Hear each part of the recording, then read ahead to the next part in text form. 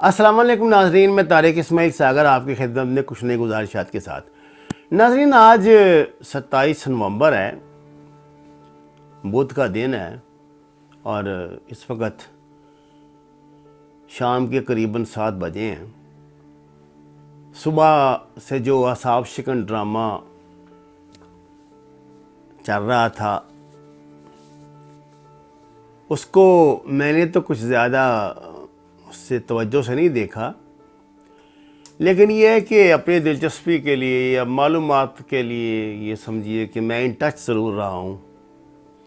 اب تک یہ عدالتی کارروائی جو چیف آف آرمی سٹاف کے عہدے میں کی ملازمت میں کنٹینیوٹی یا ملازمت میں توسیع یا ایکسٹینشن، آپ اس کو جو بھی نام دے دیں، کے حوالے سے ہو رہی ہے۔ اس کا کیا فیصلہ صبح آئے گا یہ ہمارا مسئلہ نہیں ہے، نہ میرا نہ آپ کا۔ میرا کچھ الگ نقطہ نظر ہے، بہت معذرت کے ساتھ عرض کر رہا ہوں۔ مجھے عدالتی حدود و قیود کا تو کچھ علم نہیں، لیکن میں یہ سمجھتا ہوں کہ جوڈیشل ایکٹیویزم دکھانے کا یہ مناسب وقت نہیں تھا۔ اتنا باریک بینی سے ایسے معاملات جو روٹین کے معاملات ہیں، یعنی حکومت کا موقف یہ ہے کہ انہوں نے جنرل باجوہ کو ایکسٹینشن اس لیے دی ہے کہ وہ ناگزیر ہیں موجودہ حالات میں۔ مجھے نہیں پتا کل کیا فیصلہ ہوتا ہے، وہ پرسوں چیف آف آرمی سٹاف ہوں گے یا نہیں ہوں گے۔ ابھی ان کی وزیر اعظم سے ملاقات بھی جاری ہے، معلوم نہیں وہ خود اس کیا محسوس کر رہے ہوں گے۔ ظاہر ہے بہت امبیرسمنٹ ہوگی انہیں۔ میں یہ سمجھتا ہوں کہ عدالت عالیہ کے حوالے سے تو صرف میرا ایک ہی کمنٹ تھا جو میں نے کر دیا کہ اس جوڈیشل ایکٹیویزم کی اس وقت ضرورت نہیں تھی، نہ قوم اس کی متحمل ہو سکتی ہے۔ لیکن میں یہ سمجھتا ہوں کہ پاکستانی سیاسی تاریخ کی نالائق ترین، احمق ترین جو کابینہ ہے وہ پرائم منسٹر عمران خان کے ساتھ ہے۔ آج انہوں نے یہ بات ثابت کر دی کہ یا تو ان میں سے کچھ لوگ کوئی سازشی کردار ادا کر رہے ہیں۔ ہمارے ملک میں تو ویسے بھی کانسپیرنسی تھیوریز آپ کو پتہ ہے ہر بات میں پیدا ہو جاتی ہیں، لیکن میں یہ سمجھتا ہوں یہ ناممکن ہے۔ ہمارا جو وزیر قانون ہے، آج انہوں نے سنا استعفیٰ دے دیا تھا الیکشن یہ کیس لڑنے کے لیے۔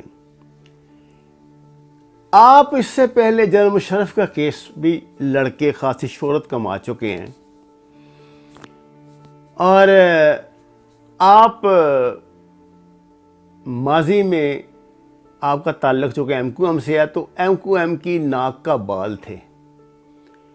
جتنے بھی الطاف حسین کی بک بک جھک جھک کے معاملات ہوا کرتے تھے ان کو قانونی طور پہ آپ ہی جائز قرار دلوایا کرتے تھے، یعنی ان سے نمٹا کرتے تھے۔ نمٹنا کیا، وہ تو جو حکومتیں تھیں اس دور کی وہ ویسے ڈری سہمی ہوتی تھی، انہوں نے کیا کرنا تھا بیچاروں نے، ایک روٹین کی کارروائی جیسی بھی تھی۔ بہت بڑی سازشی سیاست کا آپ حصہ رہے ہیں۔ میں یہ بات آپ کو پہلے بھی اپنے ایک دو ویڈیوز میں بتا چکا ہوں، یہ لوگ ناقابل اعتبار ہیں، کوئی مانے یا نہ مانے، یہ لوگ ناقابل اعتبار ہیں بھائی۔ ان میں سے زیادہ جرائم پیش ہیں۔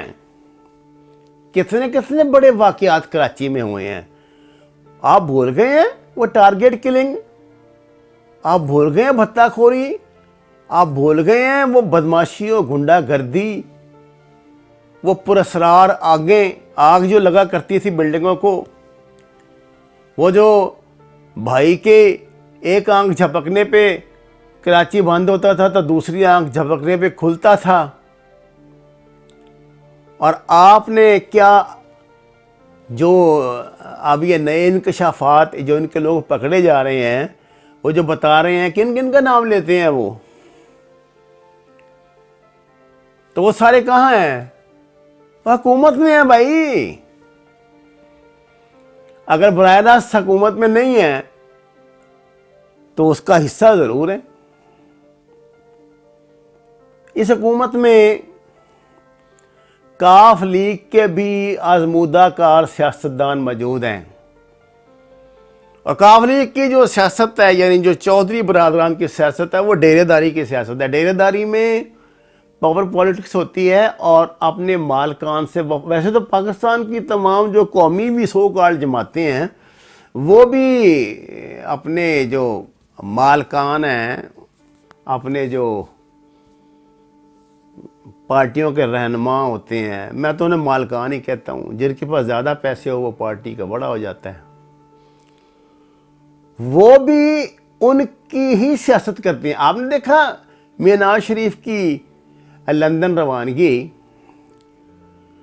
روانگی سے پہلے، اس سے بھی پہلے اور اس سے بھی پہلے، آج تک آپ نے کبھی کسی ٹی وی چینل پہ ان سیاستدانوں کو کوئی قومی مسائل کے حوالے سے کسی بات پہ گفتگو کرتے دیکھا ہے؟ آپ ان کے ساتھ بلیپسمی کا مسئلہ بحث کر لیں، یہ دو تین ادھر کی باتیں کر کے فوراً آ جائیں گے کہ اپنے مالکان کی تعریفوں پہ اور ان کو بچانے پہ اور ان کی عزت افزائی کرنی شروع کر دیں گے، اور موضوع کا بیڑا غرق کر دیں گے۔ ان کی زندگی کا اس کے علاوہ کوئی مقصد، آپ اندازہ کریں یہ کیسے بدبخت ہم لوگوں سے ہمارا واسطہ پڑ گیا ہے۔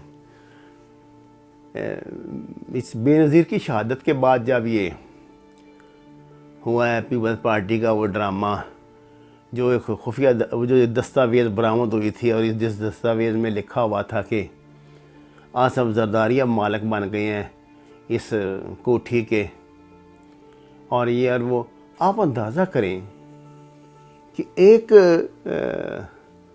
یعنی بالکل ایک شوخ قسم کا، جس کو پنجابی میں کہتے ہیں نا بچہ، یہ جو بلاول زرداری ہے، یہ لندن میں پڑھ رہا ہے اور بڑی عیاشی کی زندگی اور موج میلے کر رہا ہے۔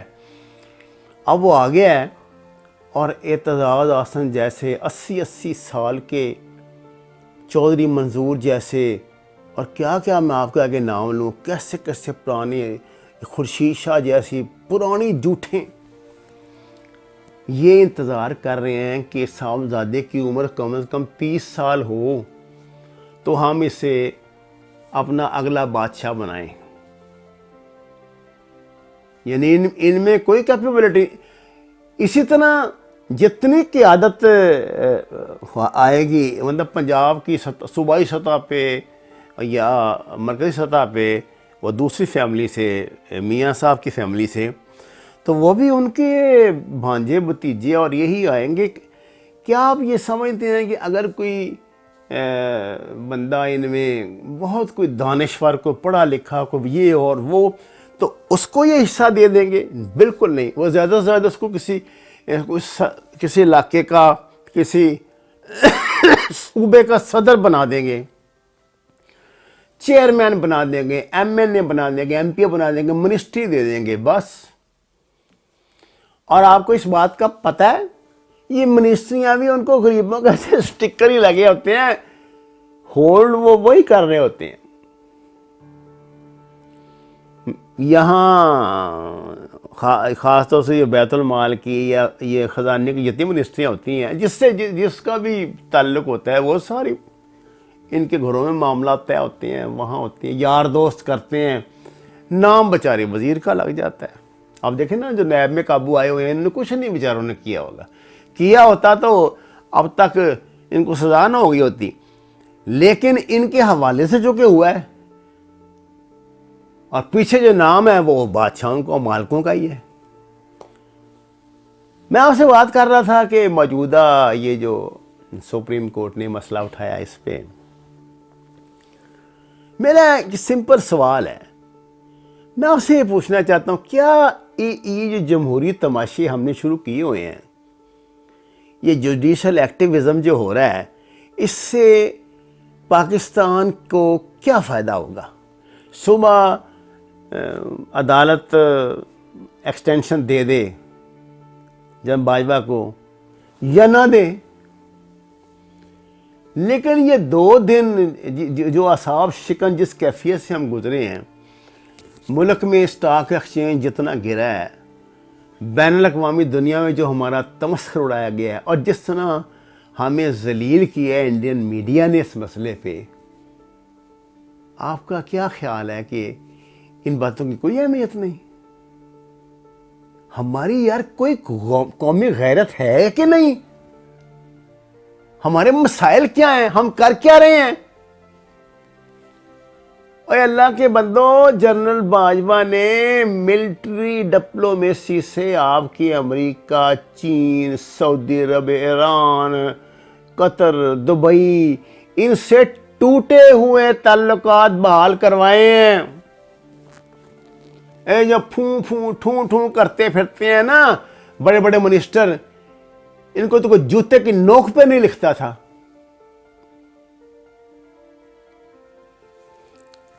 خیر، اب بھی وقت ہے، مجھے تو لگتا ہے کہ اب وقت بھی ہاتھ سے نکل گیا۔ عمران خان صاحب، آپ نے بہت گھاٹے کا سودا کیا۔ مجھے نہیں لگتا کہ اس نالائق کابینہ کے ساتھ آپ سروائیو کر پائیں گے۔ آگے تو مزید ذلت و رسوائی ہے، یہ تو آپ کو کہیں کا نہیں چھوڑیں گے، اور ان کے بغیر آپ چل نہیں سکتے، چاہے آپ جو مرضی کریں۔ ناظرین، ہمارے چینل کو سبسکرائب کیجئے تاکہ آپ کا رابطہ ہم سے باہر رہے۔ آپ کا بہت شکریہ۔